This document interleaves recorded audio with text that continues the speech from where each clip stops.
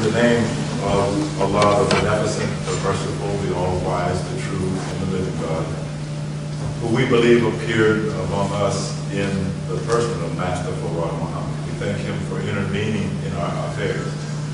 We thank Allah for raising from the midst of us someone who could teach the downtrodden black man and woman in America who suffer from a condition of mental death.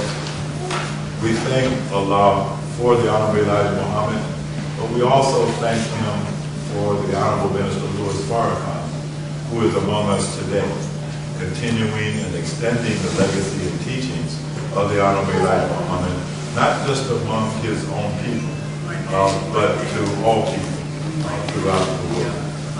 And we would also like to say at this special occasion here at the Ideal Org in Buffalo, New York, we thank Allah for L. Ron Hubbard, because without his work and his research, we would be able to go part of the way towards total liberation.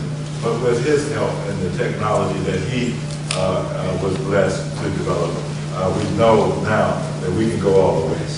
So in their names and in the names of righteous people everywhere, we offer the greetings of peace. We say it in the Arabic, Assalamu alaikum.